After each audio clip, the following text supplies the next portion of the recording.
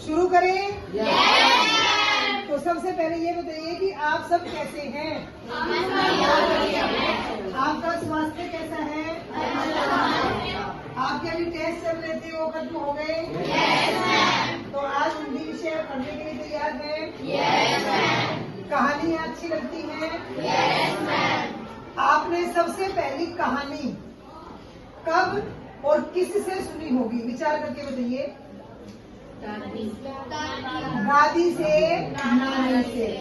School में आने के बाद आपने सबसे पहली कहानी कौन सी सुनी होगी जो आपको आज भी याद है? बताइए बताइए। खरगोश और कछुए की कहानी। और कोई कहानी? बंदर मामा। ये कहानी नहीं है, ये तो कविता है। हाँ, लेकिन कविता के अंदर भी एक कहानी ही छुपी हुई है। हम कविता पढ़ने के बाद उसकी कहानी बना सकते हैं और कहानी पढ़ने के बाद उसकी कविता बना सकते हैं। लेकिन मुख्य रूप से जिसका जो मूल रूप जो होता है कहानी। तो आपने बचपन में जो कहानी सुनी, मैं याद दिलाऊं आपको? प्यासा कौवा। इस कहानी का मुख्य पात्र कौन है? कौवा और लोमड़ी। इस कहानी में पात्र कौन है? लोमड़ी। ऐसी एक कहानी मैं आज आप लोगों के पास लेकर आई हूँ, बाज और सांप। एक प्रश्न, कितने बच्चों ने बाज देखा है? हाथ नीचे करें। असल में देखा है या पिक्चर में देखा है या अखबारों में देखा है? असल में देखा है। बाज क्या है? पक्षी है। उड़ता है? कितना ऊंचा उड़ता है? कितना ऊंचा उड़ता है? कोई हाथों से बताइए जरा, कितना ऊंचा उड़ता है? बहुत ऊंचा।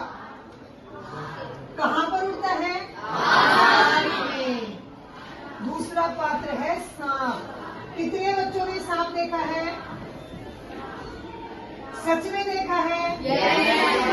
जिन्होंने हाथ उठाए सबने सच में देखा है? सांप से डर लगता है? पक्का? लेकिन अगर सामने आ जाए तो डरेंगे या समस्या से निपटेंगे? क्योंकि हार नहीं माननी। जो समस्या आ जाए उसका तो समाधान करना पड़ेगा ना।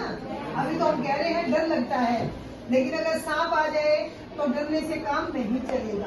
तो आज मैं एक कहानी आपके सामने लेकर आई हूँ, बाज और सांप, जिसमें आप देखेंगे कि जिस सांप से आप सब डरते हैं वो सांप भी किसी से डरता है। और वो किससे डरता है? बाज से डरता है। आप सभी बच्चों को ये बोर्ड दिखाई दे रहा है? देखिए, कहानी पढ़ने का और कहानी समझने का एक ये तरीका भी होता है। ये जो तरीका आप कॉपी पर भी बना सकते हैं, ठीक है, लेकिन ये मैंने आपको समझाने के लिए पहले इसको बोलते हैं प्रवाह चित्र या छिड़काव चित्र, जिसको इंग्लिश में कहते हैं स्प्रे चार्ट। मैंने बोर्ड पर बनाया है, आप चार्ट पर भी बना सकते हो। स्प्रे करते हो ना? कब करते हो स्प्रे? जल्दी बताइए। स्प्रे कलर तब करते हैं, बहुत बढ़िया। और कभी स्प्रे कलर यूज किए? कब? होली पर। करने चाहिए? नहीं करने चाहिए। क्यों नहीं करने चाहिए? उसमें हानिकारक तत्व होते हैं, वो हमारी त्वचा को खराब कर सकते हैं। और कई बच्चे तो उन रंगों का प्रयोग किस पर करते हैं? कुत्तों पर, पशुओं पर भी कर देते हैं, वो भी गलत है। लेकिन हमने जो स्प्रे नाम लिया, उस स्प्रे शब्द का प्रयोग, उस छिड़काव शब्द का प्रयोग हम पढ़ाई में कर रहे हैं आज, ठीक है। तो ऐसा चार्ट आप घर भी बना सकते हैं। मैंने यहाँ श्याम पट पर बनाया है, आप देखिए इसको। पूरी कहानी कैसे आपको समझ में आएगी। कहानी का नाम है बाज और सांप। इस कहानी में दो पात्र हैं, एक बाज और एक सांप। अब सांप कैसा है? सांप है, सांप कैसा है? सांप है कायर लोगों का प्रतीक, ऐसे लोगों का प्रतीक है जो कायर है। कायर भी कैसे? जो एक आरामदायक जिंदगी जीना पसंद करते हैं। उदाहरण के लिए ठंड ज्यादा पड़ गई, दुबक के रजाई में बैठ गई, ये छोटा सा उदाहरण है, छोटा सा उदाहरण है। इसको हम अपनी समझ से बड़ा भी प्रयोग कर सकते हैं। रजाई में दुबक कर बैठ गए, वहीं पर मूंगफलियां खा रहे हैं, वहीं पर गाजर पाक खा रहे हैं और बड़ा मजा आ रहा है। लेकिन उस कंफर्ट जोन को छोड़कर, उस आराम को छोड़कर अगर हम बाहर निकलते हैं तो हमें देखने का मौका मिलेगा कि ठंड के मौसम में भी प्राकृतिक दृश्य बहुत अच्छा होता है। और अब उस ठंड के मौसम को छोड़कर अगर हम पढ़ाई के लिए आएंगे तो उसका परिणाम आपको पता है कितना अच्छा मिलने वाला है। तो हमें कंफर्ट जोन से बाहर आना है, कायर नहीं बनना है। तो सांप यहाँ पर कायर लोगों का प्रतीक है। उसकी क्या इसमें दिखाया गया इस कहानी में? एक अंधेरी बदबूदार सीलन वाली गुफा में निवास करता है। सरल शब्दों में कहे तो अंधेरी बदबूदार सीलन वाली गुफा में रहता है, वहां उसे आनंद आता है। और वो गुफा कहाँ पर है? समुद्र के किनारे एक पहाड़ में। ठीक। दूसरा पात्र है बाज। बाज कैसा है? साहसी लोगों का प्रतीक है।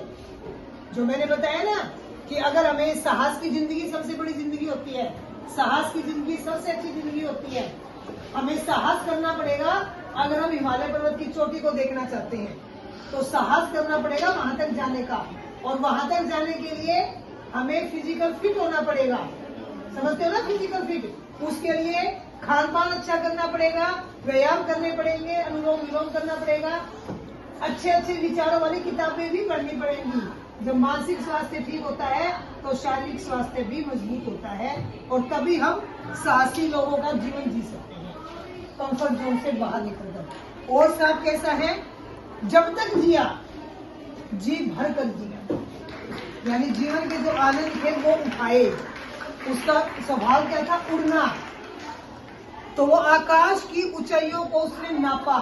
आकाश की ऊंचाइयों को नापने का मतलब ऊंचे ऊंचे तक उड़ा, घबराया नहीं और ना उसने हार मानी और ना वो थका।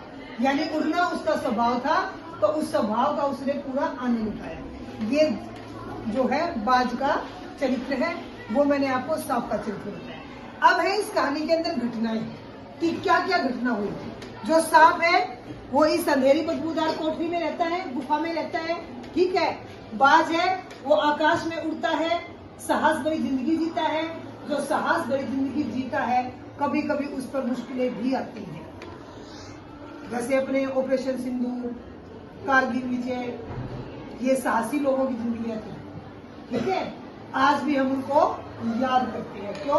क्योंकि वो जब तक जिए तब तक जिए और मृत्यु नहीं हुई उनकी, उनको वीर गति को प्राप्त हुए, दुश्मनों को मारते मारते अपने देश की रक्षा करते करते।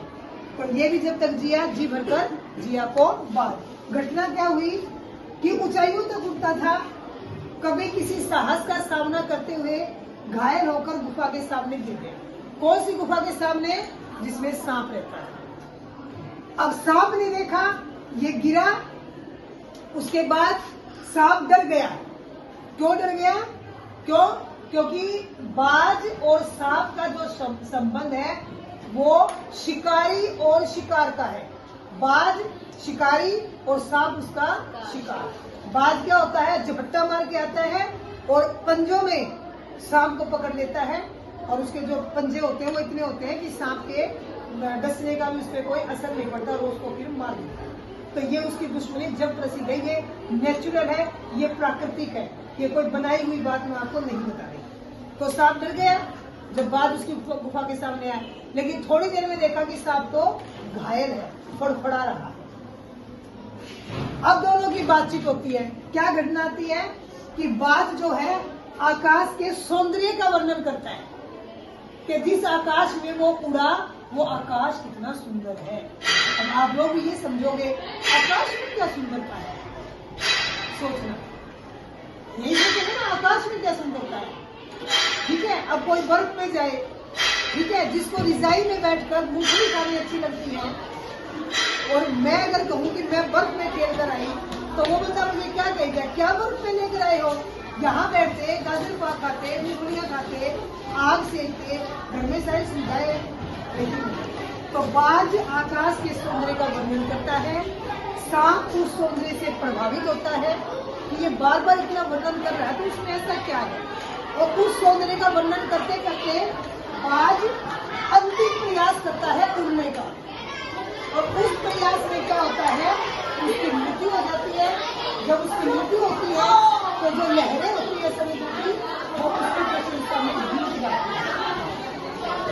ठीक है, फिर सांप प्रभावित हुआ कि आकाश में ऐसा क्या है जहां पर जिसके लिए बाज ने अपने प्राण गंवा दिए।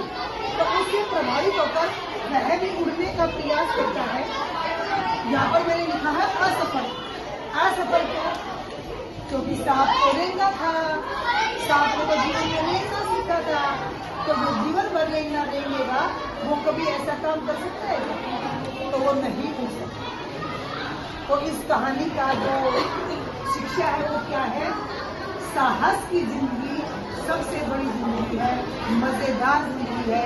हमें साहस से कार्य करना है, कायर लोगों की तरह सुरक्षित आरामदायक जगह में जाना। आरामदायक भी होना चाहिए, लेकिन किस हद तक आरामदायक, उसमें हमें अंतर है। ठीक है, तो आप लोगों को कहानी समझ में आ गई। अब कल आपको क्या करके आना है?